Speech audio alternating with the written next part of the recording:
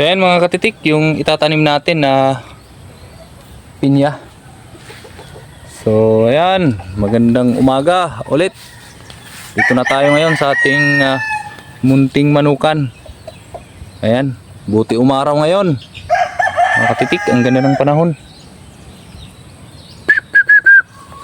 Yan, ganun pa rin yung mga alaga natin. Yung tornado hatch natin, yung Milsim's Black natin against the light, dito. Yan. Tapos yung mga white kelso natin.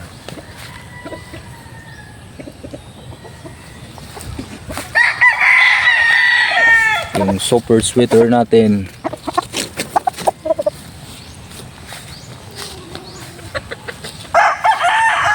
Yung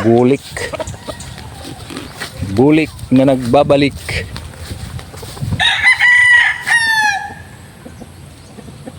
Yan. Tapos yung white kelso natin. Malaking white kelso.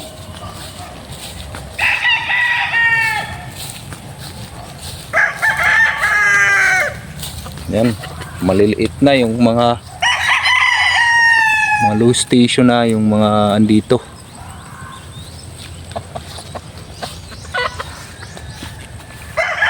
Ang bulik natin hindi pa nanlalaban.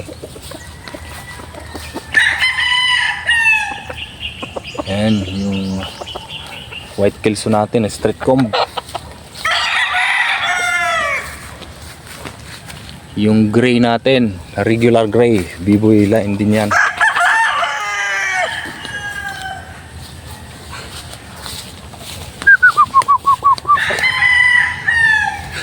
Tapos yung bulik natin. So yan, bulik na nagbabalik. Tapos of course, bisitahin din natin yung mga alaga nating baboy. Kumusta na kaya sila?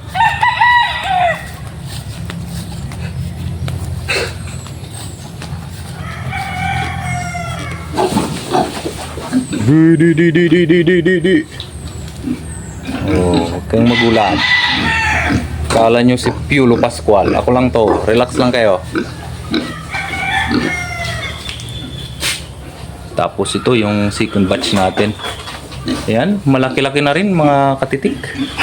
Malaki-laki na rin yung gastos natin sa feeds. Pero ganun naman talaga pag magbi-business tayo, may kapital, hindi ka agad yan kikita. Kailangan paghirapan nyo muna bago tayo kumita ng kwarta. So yan, again, yung mga dinadalangin natin na patuloy silang lumaki at maging malulusog. At makatiming tayo mga katitik sa mataas na presyo sa bilihan ng live weight. Yun lang naman yung ano natin, dalangin na sana'y tayo ay kumita ng medyo malaki-laki at nang makakapagkapital tayo ng malaki-laki at may pag-invest natin, pagulungin natin yung magiging kita dito. Yan lang naman yung mga minimithi ng mga backyard breeder na kagaya natin. So ayan mga katitik, again, wag po kayong magsawang sumuporta. Pagtiyagaan nyo na yung mga videos ko. Walang kabuluhang mga videos. Yan, marami na namang bunga ng kalamansi natin dito. Yan, kaka-harvest lang yun nung before mag New Year. Meron naman tayong pa isa-isang makukuha. So yan, hinog na nga yung isang to.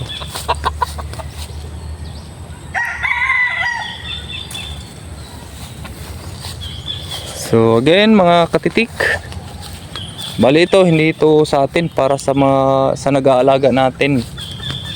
Yan, nabili daw niya sa mga kaibigan niya. At ito, yan, hindi natin yan palahi yung bulik na yan. Yan. Dirty yellow na yun. Yan, lumalaban ng tapang. So ayan, again mga katitik, maraming salamat sa panonood. Yan, yung nakikita nyo ay hindi yan sa akin.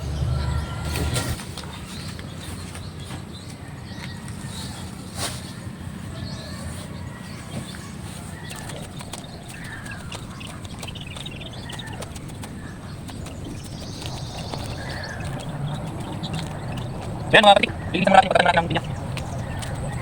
Ambil mo natin yung mga karobras.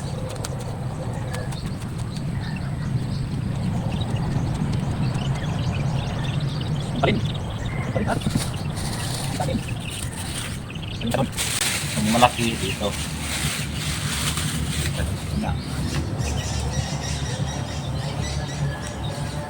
Yan.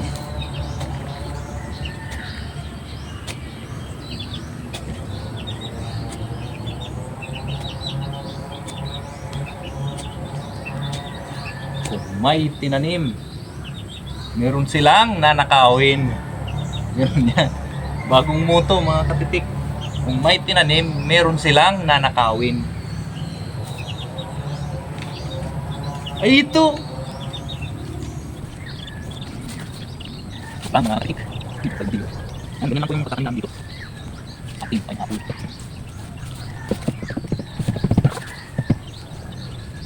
So sama din natin yung distance.